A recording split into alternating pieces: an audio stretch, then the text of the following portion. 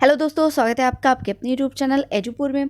आज मैं B first year के शिक्षा शास्त्र सब्जेक्ट से रिलेटेड वीडियो लेकर आई हूँ, यानी ये शिक्षा शास्त्र सब्जेक्ट के क्वेश्चन आंसर की वीडियो है।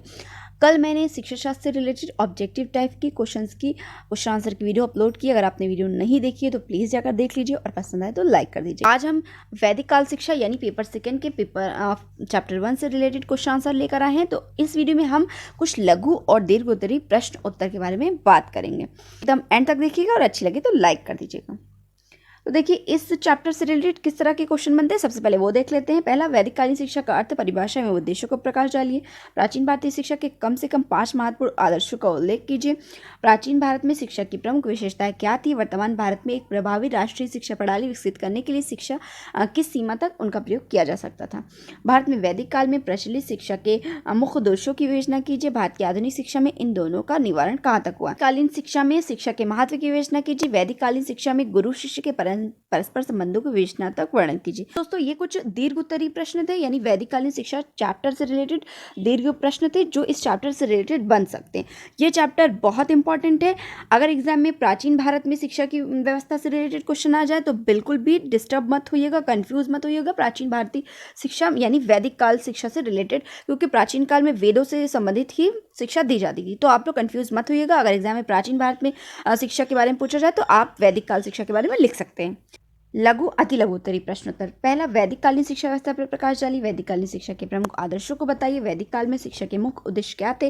यह कहा जाता है कि प्राचीन भारत में शिक्षा धर्म की अनुचरी थी। आप इस विचार से कहाँ तक सहमत है, तो देकर भी प्रश्न बनते हैं।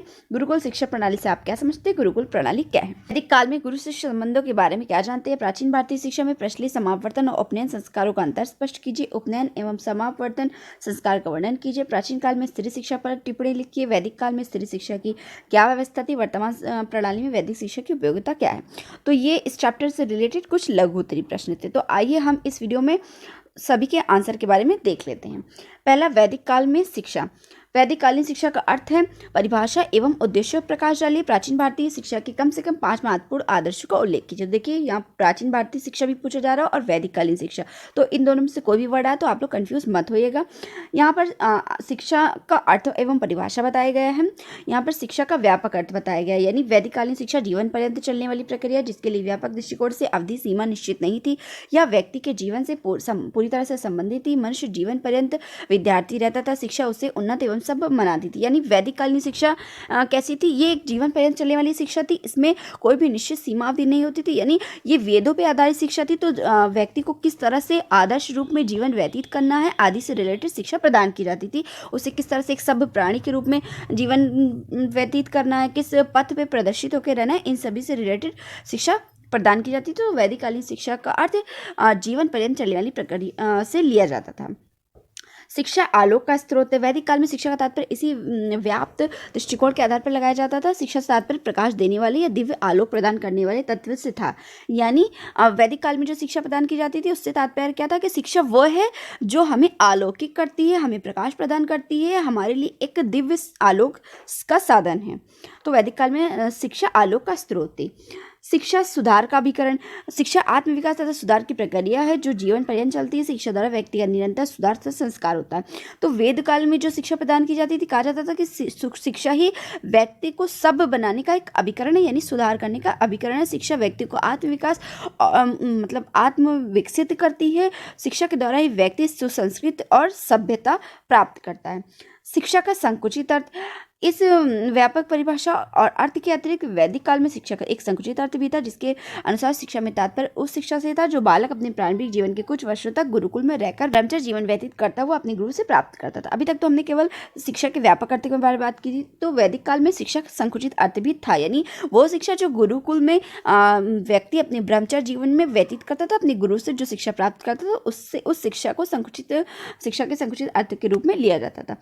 संक्षेप में वैदिक कालीन शिक्षा प्रणाली के अंतर्गत शिक्षा का तात्पर्य उस प्रक्रिया या अंतर्ज्योति तथा शक्ति से है जो विद्यार्थी के सर्वांगीण विकास या व्यक्तित्व के विभिन्न पहलू जैसे शारीरिक, बौद्धिक एवं आध्यात्मिक पहलू का संतुलन विकास करती है। तो संक्षेप में ये कहा जा सकता है कि वैधकालीन शिक्षा प्रणाली वो शिक्षा प्रणाली है या वो प्रक्रिया है जिसके द्वारा व्यक्ति की अंतर शक्ति और विद्यार्थी का सर्वांगीण विकास, उसके व्यक्तित्व का विकास, उसे एक सभ्य और सुसंस्कृत प्राणी बनाने के लिए अभिप्रेरित भी किया जाता है। और वैधकालीन शिक्षा वो शिक्षा है जिसके द्वारा व्यक्ति अपने समाज में रहने के लिए विभिन्न प्रकार के संस्कार भी सीखता है और वो शिक्षा उसके पथ प्रदर्शित भी करती है। अब बात करते हैं शिक्षा के उद्देश्य और आदर्श के बारे में। तो डॉक्टर अल्तेकर द्वारा उल्लिखित उद्देश्य और आदर्श वैदिक शिक्षा के दृष्टिकोण को स्वरूप स्पष्ट कर देते हैं।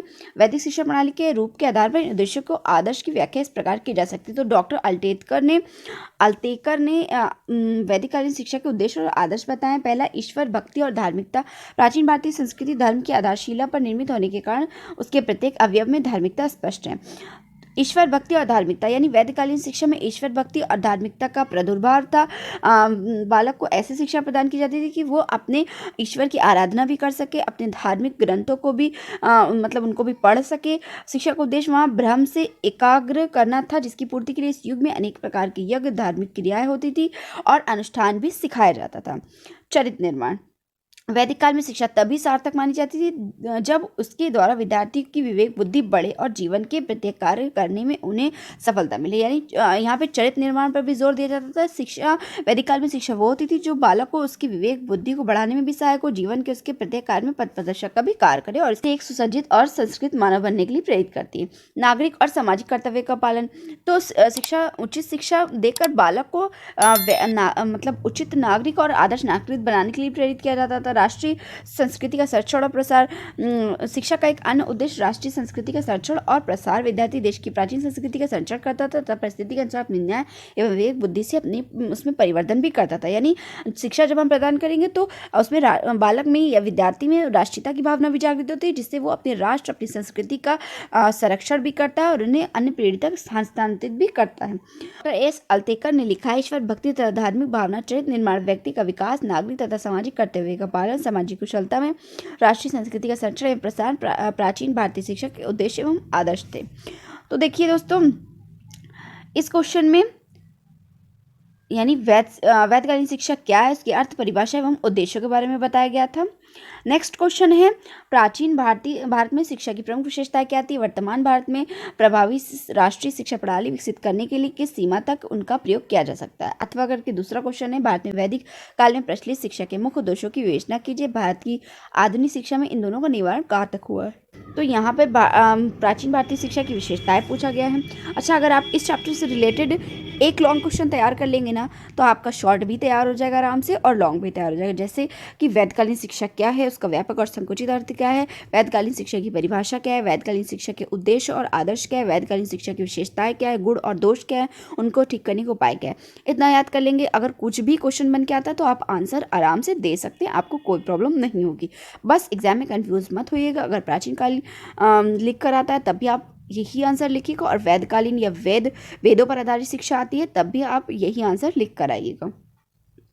वैदिककालीन शिक्षा की विशेषता है, सर्वोत्कृष्ट धार्मिक एवं आध्यात्मिक शिक्षा, यानी सबसे ज़्यादा वहाँ धर्म और आध्यात्मिकता का बोलबाला था, सबसे ज़्यादा धार्मिक शिक्षा प्रदान की जाती थी। श्रेष्ठ एवं विकसित मानव का निर्माण, यानी उच्च और सुसभ्यित आदर्श मानव को विकसित करने का विकसित करने के लिए शिक्षा प्रदान की जाती थी। आदर्शवादी शिक्षा व्यवस्था, यानी वहाँ की शिक्षा वैदिककालीन की शिक्षा जब वेदों पर आधारित है तो वहाँ पर जाहिर सी बात है अध्यात्म पर आधारित शिक्षा तो प्रदान की जाएगी। गुरु शिष्य संबंधों की परंपरा, यानी वहाँ पर गुरु और शिष्य के जो संबंध होते थे वो बहुत अच्छे होते थे। स्त्री एवं पुरुषों के लिए समान शिक्षा, यानी स्त्री एवं पुरुषों के लिए समान शिक्षा, यानी इस काल में स्त्री और पुरुषों को समान शिक्षा प्राप्त करने का अधिकार था। सभी के लिए समान शिक्षा, किसी भी जाति वर्ग के लोग शिक्षा प्राप्त कर सकते थे, सभी को शिक्षा प्राप्त करने का समान अधिकार था। निःशुल्क शिक्षा, यानी इस काल में शिक्षा निःशुल्क प्रदान की जाती थी। दक्षिणा, तो इस काल में जब शिक्षा समाप्त हो जाती थी तो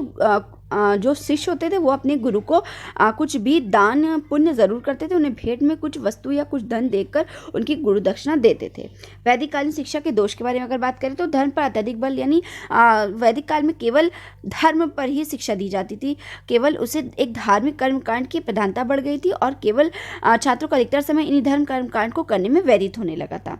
शूद्रों की उपेक्षा, यानी इस काल में शिक्षा व्यवस्था एक बड़ा दोष था कि यहाँ पर शूद्रों की शिक्षा में बिल्कुल वंचित कर दिया गया था, यानी जो छोटी जाति के लोग हुआ करते थे उनको इस काल में शिक्षा से वंचित कर दिया गया था। स्त्री शिक्षा का पतन, यानी इस युग में जो शिक्षा प्रदान की जाती थी, उच्च वर्ग की जो स्त्रियां थी उन्हें तो शिक्षा प्राप्त हो जाती थी, परंतु जो निम्न वर्ग की स्त्रियां हैं उनको शिक्षा नहीं मिल पाती थी, वो इस मतलब शिक्षा पाने से बिल्कुल वंचित हो जाते थे।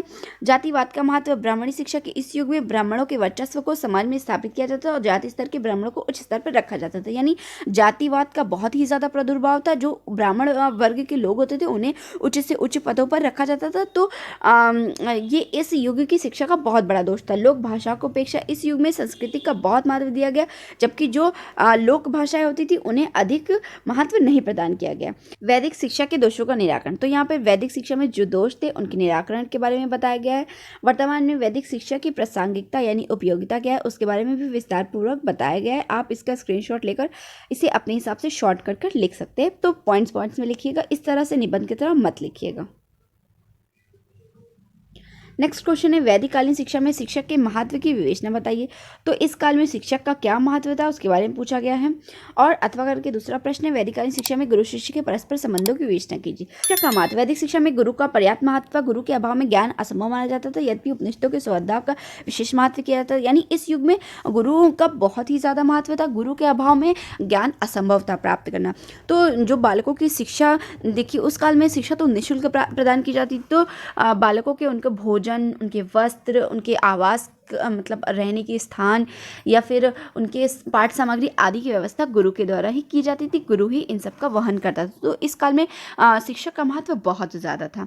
वैदिक काल में गुरु शिष्य संबंध, वैदिक काल में गुरु तथा शिष्य का संबंध किसी संस्था के माध्यम से न होकर प्रत्यक्ष हुआ करता था, यानी इस काल में जो गुरु और शिष्य संबंध होते थे वो किसी संस्था या इंस्टीट्यूशन के थ्रू नहीं, अभी तो डायरेक्ट होते थे। यहाँ पर स्टूडेंट अपने शिष्य अपने गुरु से डायरेक्ट कॉन्वर्सेशन कर सकते थे, डायरेक्ट वार्तालाप करके अपनी समस्याओं को सुलझाने के लिए डायरेक्ट उनसे बात कर लेते थे। नियमित दिनचर्या, यानी यहाँ पर विद्यार्थी के नियमित दिनचर्या के बारे में बताया गया कि विद्यार्थी अपने दिन भर क्या क्या करता है और किस तरह से करता है, तथा छात्रों के कर्तव्य के बारे में बताया गया कि गुरुओं का पिता राजा और ईश्वर के समान आदर करना, अपने गुरुओं का अपने पिता के समान आदर करना, छात्रों का बाह्य व्यवहार यानी बाहर के लोगों से उतना ज़्यादा मिलना जुलना नहीं होता था, उसके लिए पर निंदा निषेध था, यानी निंदा करना निषेध था। गुरुओं की आज्ञा का पालन करना होता था। गुरुओं की गायों को चराना, ईंधन इकट्ठा करना, बर्तन साफ करना आदि कार्य शिष्यों का ही होता था। सादा जीवन व्यतीत करते थे। उस समय के शिष्य ब्रह्मचर्य व्रत का पालन करते थे। भिक्षा मांगना प्रत्येक छात्र का धार्मिक कर्तव्य होता था।